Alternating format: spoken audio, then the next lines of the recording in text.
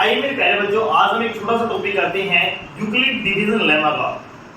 Class 10 के chapter first का एक छोटा सा क्वेश्चन है जो कि मोस्ट ऑफ टीचर्स या बच्चे उसको इग्नोर कर देते हैं या फिर करते ही नहीं है।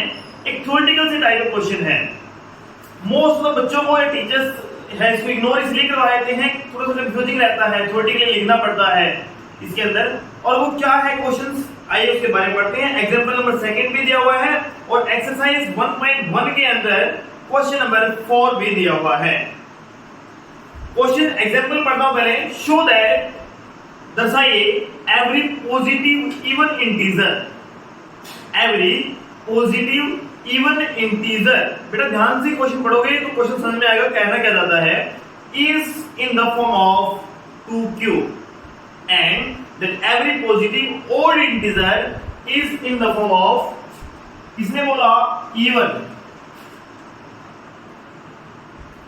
आपका जो चैप्टर फर्स्ट है उसका नाम है रियल नंबर।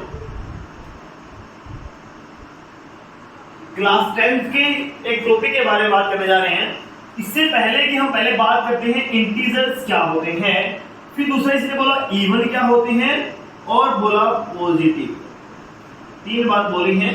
3 बातों के ऊपर आधा क्वेश्चन सॉल्व हो जाता है, उसके बाद हमारा कोई डाउट नहीं रहेगा। क्या कहता है, इंटीजर्स वो नंबर्स होते हैं जो माइनस इंफिनिटी से लेकर के इंफिनिटी तक जाती है। मींस टू से क्या है, जो संख्याएं जिनके अंदर जीरो इंक्लूड होते हुए माइनस में कहीं तक भी टर्म और प्लस में कहीं तक भी टर्म यूज होती जा सकती हैं, उन संख्याओं को इंटीजर्स कहा जाता है। जेड से डिनोट करते हैं बेटा इसको, केवल बिलोंग्स टू जेड लिखा जाता है, जेड से डिनोट करते हैं इसको। अब इसने बोल दिया सर पॉजिटिव, मींस टू से ये वाला पोर्शन डिलीट कर दिया गया। इसने सिर्फ क्या बोल देगा, पॉजिटिव इंटीजर्स 0 से लेकर के इनफाइनाइट तक। एक बात क्लियर है। उसके बाद ये कहता है कि सर पॉजिटिव में भी इवन ओनली। कौन सी इवन। अब इवन जो इंटीजर्स हैं वो 2q की फॉर्म में है और जो ओड इंटीजर्स हैं 2q + 1 की फॉर्म में। कोई बात नहीं, इसी को प्रूफ करेंगे। ये हमने प्रूफ करना है, कैसे करेंगे आइए इसके बारे में थोड़ा सा पढ़ते हैं। लेकिन इससे पहले मैं आपको बताऊंगा यूक्लिड डिवीजन लेमा पढ़ा आपने क्या पढ़ा, यूक्लिड डिवीजन लेमा। उसके अंदर आपने पढ़ा कि मुझे किसी से डिवाइड करना है, किसी से डिवाइड करना है, किसी से a से। किसको करना है, b को डिवाइड करना है, a को डिवाइड करना है, b से करना है। जो क्वोशिएंट आया वो q आया और जो रिमाइंडर आएगा वो क्लियर है। क्वेश्चन में क्या बन गया बेटा, a is equal to multiply of quotient and remainder, quotient and remainder, multiply of quotient and क्या बोलते हैं इसको, क्या बोलते हैं, डिवाइजर। इनटू में क्वोशिएंट, प्लस में मेरे बच्चों इसको बोलते हैं डिवाइडेंड। ये डिवीजर, ये क्वोशिएंट और ये आपका, समझ पा रहे हैं ना। तो इसने क्या बताया कि a is equal to b multiply q plus r। ये स्टैंडर्ड फॉर्म आ गई बेटा किसकी, यूक्लिड डिवीजन लेमा की। किसकी आ गई बेटा, यूक्लिड डिवीजन लेमा की। बात हमारे मेरी। इसको आपने, इस क्वेश्चन को आपने कहां यूज किया है, सारे सिस्टम को आपने इसको यूज किया एचसीएफ निकालने के लिए। आपने क्लास 10 के अंदर चैप्टर फर्स्ट के अंदर बहुत अच्छे तरीके से एचसीएफ निकालने के लिए यूक्लिड डिवीजन लेमा का यूज किया है, जिसके अंदर आपने पढ़ा है कि हम यूक्लिड से कैसे एचसीएफ निकाल सकते हैं। कितनी भी बड़ी से बड़ी, कितनी भी प्राइम नंबर्स का बहुत जल्दी से एचसीएफ करने का बहुत आसान तरीका है बेटा ये यूक्लिड डिवीजन लेमा। और इसी से आज हम इसको सोल्व करेंगे, इसी को प्रूफ करेंगे। कैसे करते हैं जानने के सामने। ये कहता है a is equal to bq plus r। अब कहता है कि sir a is equal to bq plus r है। इसके अंदर मैं लेट करता हूं। इसने क्या दिया मेरे को, पहले इसने दिया है कि सर इवन पॉजिटिव q है जो हमारा वो 0 से लेकर के इनफाइनाइट तक पहुंचता है। ये बना बात, कोई बात नहीं। अब इसने क्या दिया कि a is equal to bq plus r। ये स्टैंडर्ड फॉर्म थी। हमें किस में प्रूफ करना है, 2q की फॉर्म में। If remainder is 0 and quotient also 0 और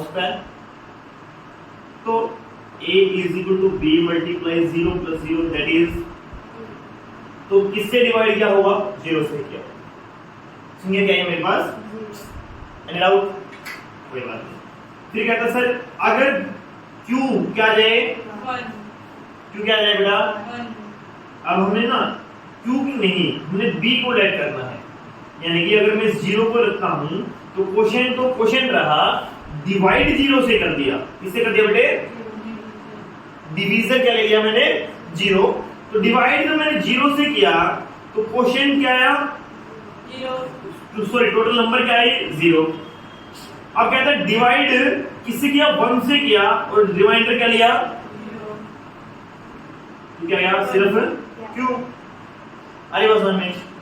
अब इसका क्वेश्चन है किस तरह हमें प्रूफ क्या करना है, इवन है जो हमारे नंबर पॉजिटिव इवन नंबर हैं वो 2q की फॉर्म में होंगे, किस फॉर्म में होंगे 2q। बस अब ये मेरे पास आ गई सेंस फॉर्म। अब मुझे ये कि a निकालना है 2 मल्टीप्लाई में q की फॉर्म में, q को मैं पुट करता हूं लेफ्ट कर रहा हूं left, q is equal to 0 1 2 and so on, a is equal to 2 multiply 0, a is equal to 2 multiply 1, a is equal to 2 multiply 2, a is equal to 2 multiply 3। कब लिया बेटा ये if q हमारा 0 लिया, q हमारा 1 लिया, q हमारा 2 लिया, q हमारा 3 लिया, 2q की फॉर्मेट के अंदर मैंने इसको पुट कर दिया मेरे बच्चों, और पुट करने पर मैंने क्या पाया 2 multiply 0 is 0, 2 1 जा 2, 2 2 जा 4, 2 3 जा 6, क्या आ रहा है सारा क्या आ रहा है, even, मैंने कहां से पुट किया कहां तक पुट कर सकता हूं इनफाइनाइट, मैंने a is equal to 2 into 50 put कर दिया बेटा, तो क्या आया 100।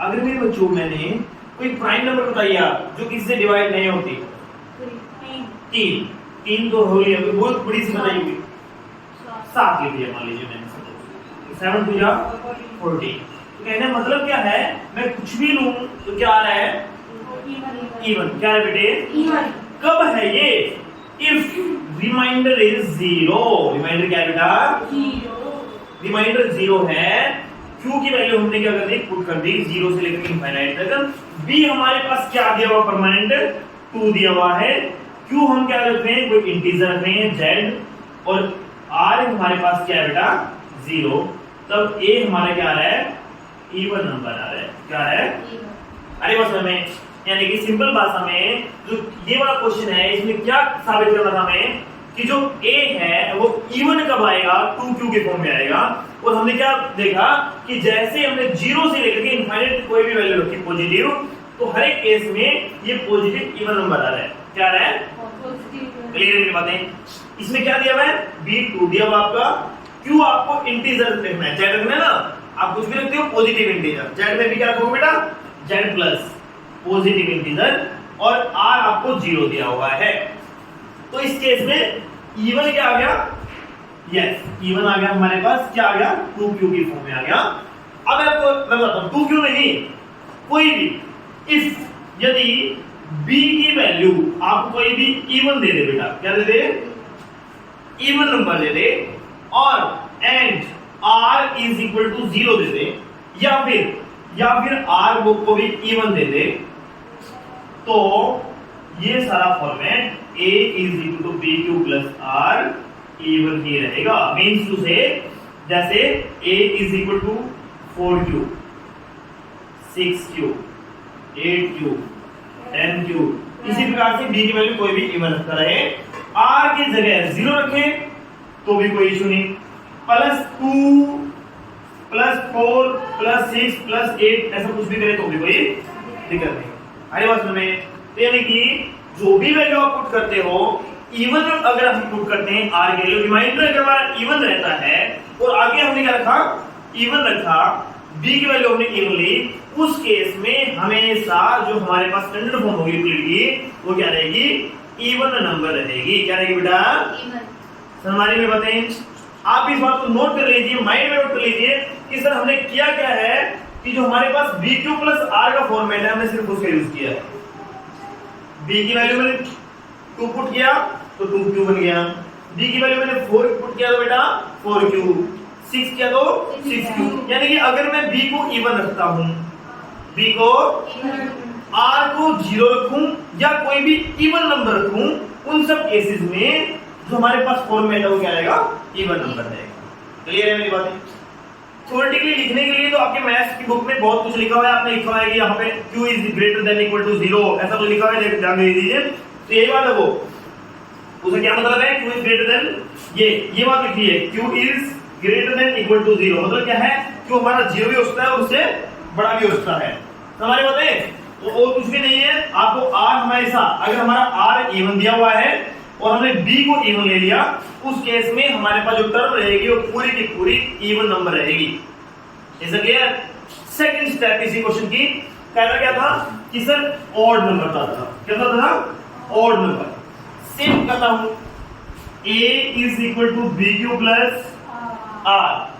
अगर मैं B को क्या रखता हूं, इवन, क्या रखता हूं बेटा, इंटू में क्यों ऐसे लिखा, और R को मैं ओड कर देता हूं, क्या कर देता हूं, किसी भी इवन में किसी ओड को जोड़ोगे 2 प्लस 1 क्या होगा बेटा, 3। समझ पा रहे हो बात को? किसी भी इवन में किसी ओड को ऐड करोगे तो हमारे पास क्या बनेगा, ओड। तो कहता है if B is equal to even but R is equal to odd, then A is equal to odd। तो A हमारा क्या आएगा, कैसे, A is equal to BQ plus 1, और में 3, 5, 7, 9 कुछ भी समझ वाली बात है। तो क्या कहता है BQ, B क्या लिया मैंने, आइदर 2Q ले लिया मैंने, 4Q ले लिया मैंने, 6Q ले लिया मैंने, 8Q ले लिया। अब एक क्वेश्चन और आएगा, इसमें क्या देखो, 2Q करूंगा तो इवन प्लस में ओड, दैट इज ओड। तो कहने का मतलब क्या है, कुछ भी अगर रिमाइंडर हमारे पास ओड बचता है तो मींस टू से जो संख्या थी हमारे पास, जो डिवाइडेंड था हमारे पास, वो क्या आएगा, हमारा ओड आएगा। लेकिन क्या कहता है, अगर मैं आगे ले लेता हूं मेरे बच्चों, मैंने क्या ले लिया आगे, मैंने आगे ले लिया 3Q, क्या ले लिया, और रिमाइंडर भी ओड ले लिया प्लस 1, 3Q, 3 3 जा 9, let Q is equal to 3 plus 1 कितना आ गया, तो ओड इवन आ गया ना। लेकिन मैंने क्या बोला है आपको, आगे वाला क्या रखना है, इवन, क्या रखना है, अरे बस में अगर आप आगे वाले को ओड लोगे और पीछे वाले को भी ओड लोगे तो इवन आने की संभावना हो जाती है, इवन आने की संभावना है, श्योर नहीं है, क्योंकि मैंने क्या ले लिया, 3Q प्लस 1 ले लिया, Q की वैल्यू की बार इवन 2 रख दी, 3 2 जा 6 प्लस 1 7, तो हमने ओड आ गया। तो यानी कि इस केस में ओड भी आ सकता है और इवन भी, लेकिन इस केस में हमेशा ही ओड आएगा, क्या आएगा, हमेशा ही ओड आएगा, क्योंकि 2 2 जा 4, 4 प्लस 3 7, 2 3 जा 6, 6 प्लस 3 9, ओड रखा तो भी ओड, इवन रखा तो भी ओड। तो इस केस में हमेशा क्या आएगा बेटा, ओड आएगा। इस क्वेश्चन में पूछना क्या जा रहा है, ऐसे क्वेश्चंस कई बार एग्जाम में पूछ लेता है, लेकिन इस साल 2023-24 के जो सेशन है उसके लिए मैं बात करता हूँ, 23-24 के सेशन के अंदर ये जो एक्सरसाइज है इंक्लूड नहीं है, मे बी आप एक बार कंफर्म कर लेना, जिस भी बोर्ड से आप पढ़ रहे हैं उसके अकॉर्डिंगली आप करना। लेकिन क्वेश्चन बड़ा इंपॉर्टेंट है, यूक्लिड ब्रिज लेम्मा का है, आप एचसीएफ इससे बहुत सेकंडों में निकाल सकते हैं, ठीक है ना, बहुत इंपॉर्टेंट क्वेश्चन है। होप करूंगा कि आपको समझ में आया होगा। आपको सिर्फ क्वेश्चन में कंफ्यूजन नहीं होना है, आपको सिर्फ एक ही बात देखनी है कि हमें प्रूफ क्या करना है, किस मेथड से करना है, यूक्लिड डिवीजन लेम्मा से करना है। मैंने क्या किया है, b और r की वैल्यू के ऊपर डिपेंड किया है। If b is even and r is even, that is even. If b is even but r is odd, that is odd. Is it clear? Any more doubts? कोई भी इसमें आपको कोई डाउट आता है, किसी प्रकार से कोई क्वेश्चन में आपको क्वेरी आती है, तो फिर आप कमेंट करके बताइएगा। Thank you, have a nice day.